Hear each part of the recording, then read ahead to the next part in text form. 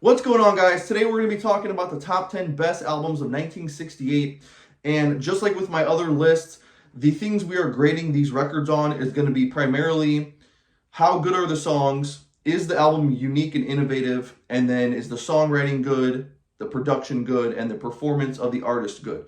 So with that being said, number 10 on my list is going to be a live album coming from Johnny Cash called Live at Folsom Prison. And for me, the songs that stand out the most on this record are going to be Folsom Prison Blues, Busted, Jackson, and Cocaine Blues, right? The other songs on the record are good too. I don't want to say there's bad songs.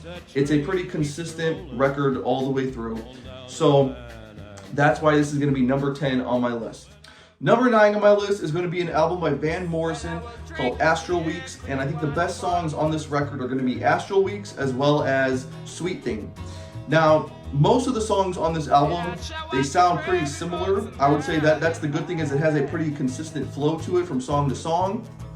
And I think you have to look at this kind of like a Leonard Cohen or even like a Bob Dylan record, where most of the value is coming from his lyrics as well as his performance and his delivery, right? So it's not like a traditional, Beatles record, or even really if you compare this record to his other records, the record that came before this and after this are much different. I think those are much more mainstream records that could be played on the radio. And then this record, Astral Weeks, is just so much different. So you have to consider that before you listen to it. But that's pretty much it for Astral Weeks. That's why it's going to be number 9.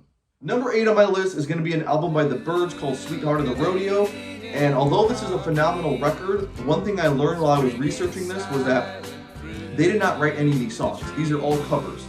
So for me, that was a bit of a problem, because for some reason I assumed that at least half of these songs were written by them, but they did not write any of them. So it's pretty much just a country cover album. And other than that, though, I mean, the performance is fantastic. There's some great songs on here like You Ain't Going Nowhere, Blue Canadian Rockies is phenomenal. So if you're looking just for a solid country album, this is the way to go. And this album is regarded as one of the transition records into sort of the country rock style. And so I think they do a phenomenal job at that. I just was expecting them to write some of these songs. But other than that, though, this is still a great record all the way around, and that's why it's going to be number 8.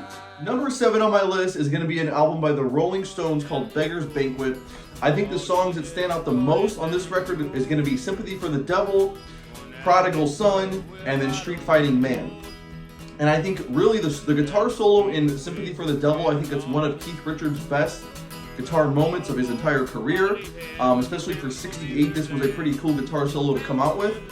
And other than that, you could hear that the Rolling Stones are kind of going back to their roots. Like, the style, the music is definitely different from what they were doing before this and what they were going to do right. Well, I guess the one that came after it was kind of similar on a couple of the songs, but really they went more electric and more rock in 69 compared to 68. But other than that, I would say there's a lot of these songs are just mediocre. Those 3 that I listed are probably those are the strongest ones.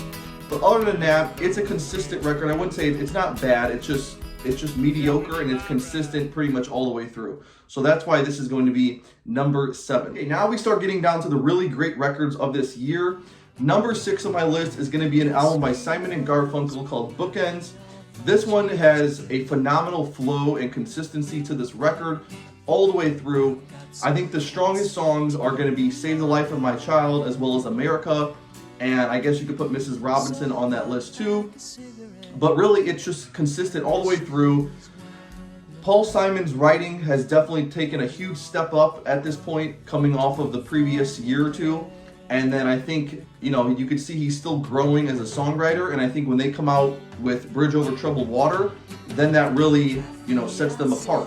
But the harmonies here are great, the songwriting is great, the production is good, no complaints there, and I think it's just a phenomenal performance. It's a phenomenal, just the writing and the ideology of Paul Simon at this time is really a great accomplishment. So that's why this is going to be number 6 on my list. Number 5 on my list is going to be an album by Harry Nilsson called Aerial Ballet, and this is another one of those albums where the flow through the album is very consistent.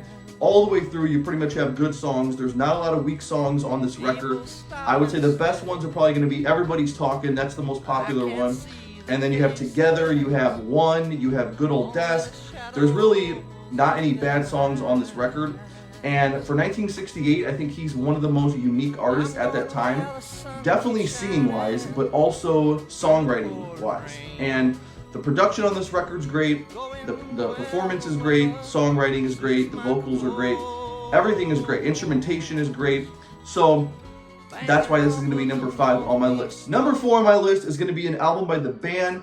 This was their debut album called Music from Big Pink. And the cool thing about this is that they were working with Bob Dylan at the time, so you can definitely hear the influence of Dylan on this record. And, you know, there are certain songs that are just so powerful, like I Shall Be Released, which, you know, Dylan was doing on his own as well, not just with the band.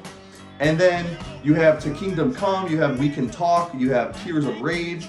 There's not really any bad songs on the record. The consistency is very strong on this record, and the album flows very nicely. So that is why this is going to be number 4 on my list. Number 3 on my list is going to be an album by the Jimi Hendrix Experience called Electric Ladyland.